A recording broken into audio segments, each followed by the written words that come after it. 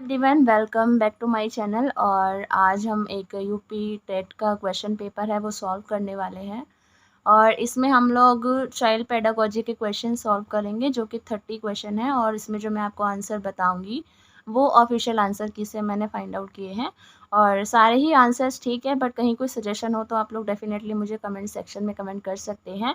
तो स्टार्ट करते हैं। तो यहाँ पर जो हमारा क्वेश्चन नंबर 1 है कि निम्न कक्षाओं में शिक्षण की खेल विधि आधारित है। जो छोटी कक्षाएं होती है उसमें जो हमारी खेल विधि होती है, जो प्ले वे मेथड होता है, वो किस विधि पर आधारित है? वो किस पर आधारित है? तो विकास एवं शिक्षा के मनोवैज्ञानिक सिद्धांत पर। ठीक है, कि हमें पता रहता है कि बच्चे का किस लेवल पे मतलब क्या मेंटली वो होता है, वो किस तरीके से सीख सकता है। तो इसलिए हमारी जो खेल विधि है ये उस पर आधारित है। ठीक है।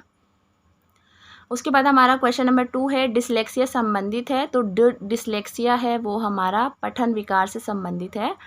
उसके बाद हमारा क्वेश्चन नंबर 3 है, विशेष रूप से ज़रूरतमंद बच्चों की शिक्षा का प्रबंध होना चाहिए तो दूसरे सामान्य बच्चों के साथ। अगर हम समावेशी शिक्षा की बात करते हैं तो हमें सब बच्चों को एक साथ ही पढ़ाना है, उनके लिए कोई अलग से स्कूल नहीं होना चाहिए। क्वेश्चन नंबर यहाँ पे 4 है हमारा, अधिगम के प्रक्रम में अभिप्रेरण है। जो हमारा लर्निंग प्रोसेस होता है उसमें जो अभिप्रेरण है, अभिप्रेरण मतलब क्या होता है? मोटिवेशन है। ठीक है, तो उसमें जो मोटिवेशन है वो क्या है? तो वो नए सीखने वालों में अधिगम के लिए रुचि का सृजन करता है। अगर हम बच्चे को मोटिवेट करते हैं तो बच्चा सीखने के लिए उसके अंदर जो है इंटरेस्ट डेवलप होता है। क्वेश्चन नंबर 5 है, कक्षा 5 के न्यून दृष्टि वाले बच्चों को, देखो अगर हमारी क्लास में कोई अलग बच्चा है, थोड़ा स्पेशल नीडी बच्चा है, तो हमें उसको ऐसे सहूलियत नहीं देनी है। मतलब उसको बिल्कुल ऐसा फील नहीं कराना है कि भाई तुम तो कुछ कर ही नहीं सकते हो, हम ही तुम्हारी सब हेल्प से सब काम कराएंगे। ऐसा नहीं है, हमें उसे सक्षम बनाना है ताकि वो अपने काम खुद कर सके।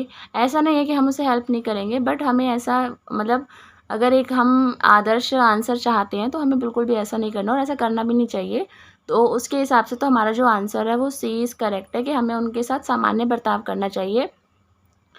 आई नो कि वो अलग है और हम सब जानते हैं, बट हमें इंक्लूसिव एजुकेशन की बात होती है तो हमें उनके साथ समान व्यवहार करना चाहिए। उन्हें बिल्कुल भी ऐसा दिखाना नहीं चाहिए कि भाई तुम तो अलग ही हो बिल्कुल। ठीक है, तो ये इसका आंसर है।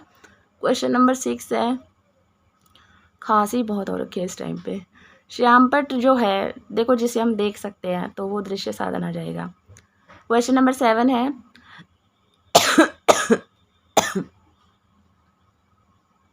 तो यहाँ पे हमारा जो क्वेश्चन नंबर 7 है वो है, निम्न में से कौन सा शिक्षण कुशलता से संबंधित है?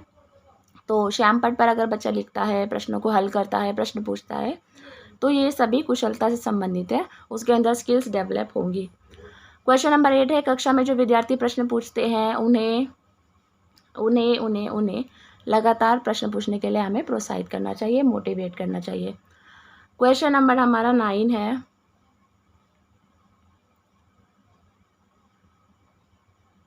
क्वेश्चन नंबर 9 है हमारा, शिक्षा के किंडरगार्टन पद्धति का प्रतिपादन किया था। तो किंडरगार्टन पद्धति किसने दी थी? हमारी ये दी थी फ्रोबेल ने। उसके बाद है, एक अभिभावक आपसे विद्यालय में मिलने के लिए कभी नहीं आता तो आप क्या करेंगे?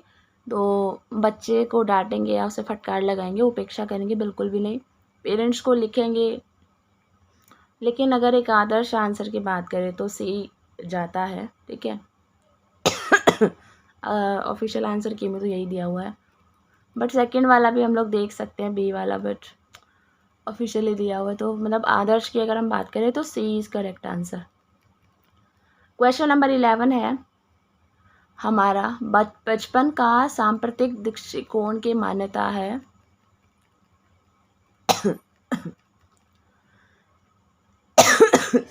सॉरी, बहुत खांसी हो रखी है। बचपन का सांप्रतिक दृष्टिकोण की मान्यता है, बहुत से तरीके से बच्चे जो है प्राप्त वयस्कों के बराबर हो जाते हैं। बच्चों को युवा प्राप्त वयस्कों के रूप में अच्छा माना जाता है। बचपन आधारित रूप से प्रतीक्षा अवधि है, या फिर बचपन वृद्धि एवं परिवर्तन की एक अनूठी अवधि है। तो इसका जो आंसर है वो है डी। वीडियो पॉज कर करके रिकॉर्ड करनी पड़ रही है, गले में ना बिल्कुल भी आराम नहीं हो रहा है इस टाइम पे। इतनी खांसी ओके, क्वेश्चन नंबर 12 पे आते हैं। एक प्रमाणीकृत पठन परीक्षण लेने के लिए 5वीं कक्षा को प्रस्तुत करने में शिक्षक को अधिकारिक परामर्श दिया जाता है। तो बच्चों को बोलना कि परीक्षण बहुत महत्वपूर्ण है तथा वह उसमें अच्छा प्रदर्शन करेंगे। उसके बाद है पूर्ववर्ती परीक्षा में प्रधान प्रश्नों को चिन्हित करना। ये तो बिल्कुल भी नहीं होगा कि हम उनको पहले ही बता दें। निम्न कोटि के पाठकों को प्रशिक्षण देना ताकि कक्षा के शेष बच्चे किसी भी तरीके से अच्छा करें। ये भी नहीं होगा। परीक्षण में आने वाले समान प्रकार के प्रश्नों के उत्तर देने के लिए छात्रों को अभ्यास करवाना। तो आई थिंक इसका ये हो सकता है कि अगर हम एक प्रमाणीकृत पठन परीक्षण लेने के लिए हम चाहते हैं 5th क्लास में, तो हमें बच्चों को क्या बोलना, हमें मतलब हम एक परामर्श दे सकते हैं। तो आई थिंक जो जनरली जो क्वेश्चन आने वाला है, ऐसा नहीं कि जो आ रहा है वही टिक करवा दें। तो जो ईजिली जो हमें लगता है कि हाँ ये आ सकते हैं इस टाइप से, मतलब प्रकार, ठीक है। जैसे हम मान लो कोई अनुच्छेद आएगा पेपर में, तो अब एज इट इज़ हम अनुच्छेद तो बता नहीं सकते बच्चों को, तो कुछ एक अलग अनुच्छेद लिखवा सकते हैं ताकि बच्चों को आइडिया हो जाए। तो यहाँ पर लिखा है समान प्रकार, तो डी इज़ करेक्ट ऑप्शन। उसके बाद हमारा क्वेश्चन नंबर 13, असंगठित घर से आने वाला बच्चा सबसे अधिक कठिनाई का अनुभव करेगा, तो वो स्वतंत्र अध्ययन में, ठीक है। असंगठित घर से आने वाला मतलब किसी घर में कुछ असंगठित है, संगठित नहीं है घर, ठीक है, कुछ सेपरेशन टाइप, कुछ इस टाइप से हम लोग मान सकते हैं, या कुछ लड़ाई झगड़ा इस तरीके से। आप देखते हैं कि एक छात्र बुद्धिमान है, तो फिर आप एज अ टीचर, तो इसका जो आंसर है कि वह जैसे अधिक प्रगति कर सके हम उसे अनुप्रेरित करेंगे, उसे मोटिवेट करेंगे। क्वेश्चन नंबर 15 है, यदि कुछ विद्यार्थी कक्षा में अध्ययन की चित्तवृत्ति में नहीं है, तो आप अगर कोई बच्चा पढ़ना नहीं चाहता है क्लास में, तो आप उन्हें ज़बरदस्ती करेंगे? नहीं। उन्हें कक्षा छोड़ने के लिए बोलेंगे कि चलो भाई बाहर चलो? नहीं। उन्हें चेतावनी देंगे कि वह विषय अध्ययन करे? नहीं। तो आप प्रिंसिपल को सूचित कर देंगे? तो ये भी नहीं होगा।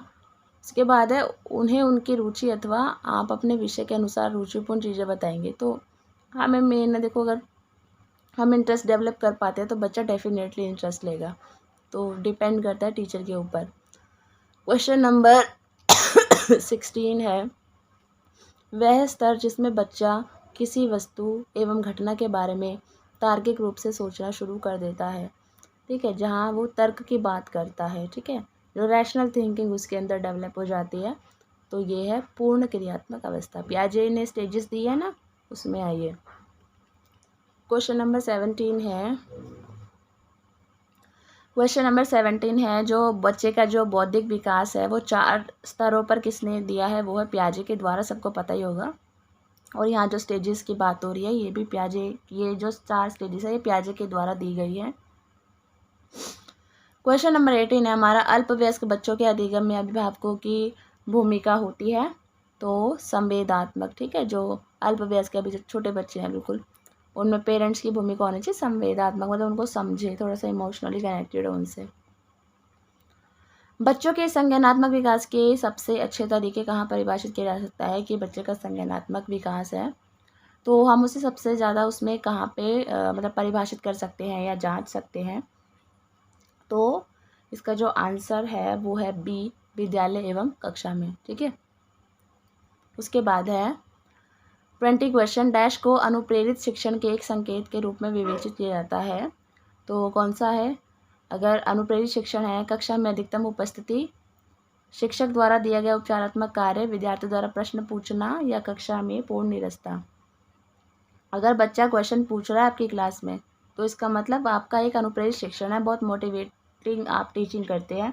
अब ज़्यादा बच्चे आ रहे हैं और आप पढ़ा ठीक से नहीं रहे, तो इसका मतलब ये थोड़ी है कि आप बहुत अच्छे पढ़ाते हैं।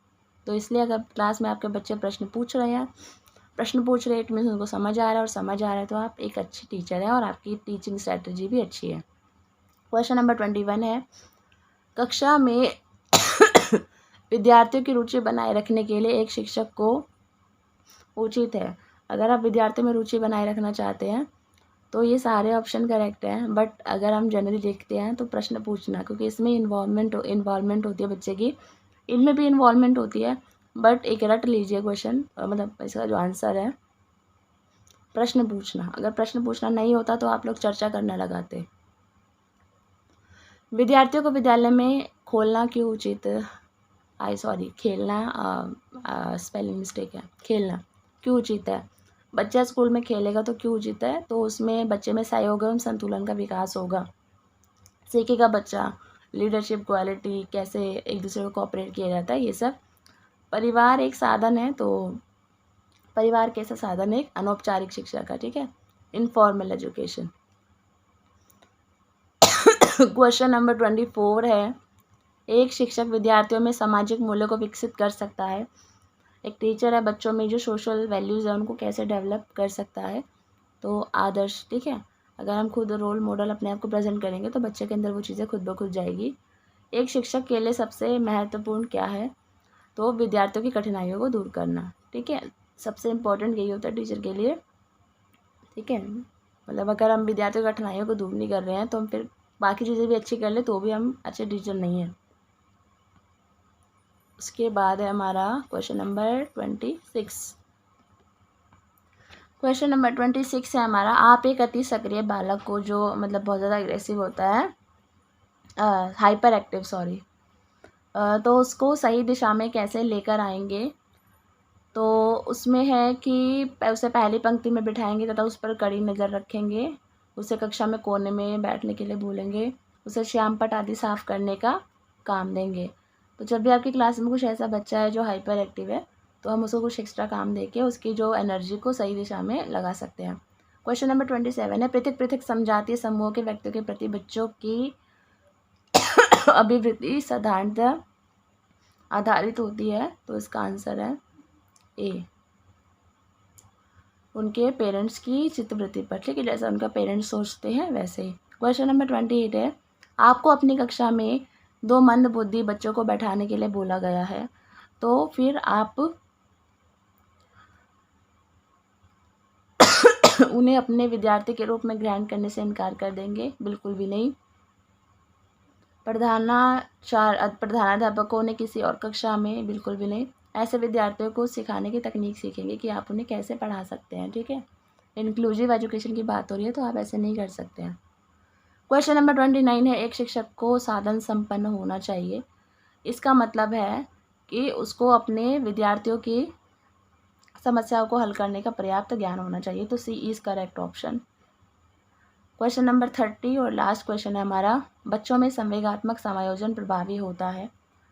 तो अगर बच्चे में संवेगात्मक इमोशनली अगर वो एडजस्टमेंट है उसके अंदर इतनी स्किल है, एडजस्ट कर लेता है, तो वो हर चीज़ में हेल्प करेगा, अनुशासन में भी, व्यक्तिगत निर्माण में भी और कक्षा शिक्षण में भी। तो इसका जो आंसर हो जाएगा वो हो जाएगा डी। तो ये हमारे 30 क्वेश्चंस थे। होप आपके लिए हेल्पफुल रहे। और सॉरी तो नहीं बोलना चाहिए बट फिर भी सॉरी, खांसी बहुत ज़्यादा आ रही है और कई दिनों से वीडियो अपलोड नहीं की थी तो लगा कि वीडियो अपलोड कर देती हूँ, बट खांसी तो पता नहीं कब तक ठीक होगी। बट होप ये क्वेश्चन आपके लिए हेल्पफुल रहे, आपको समझ आ गए हो, ठीक है। कोई भी सजेशन हो तो आप लोग प्लीज़ कमेंट कर दीजिएगा। And thank you for watching my video.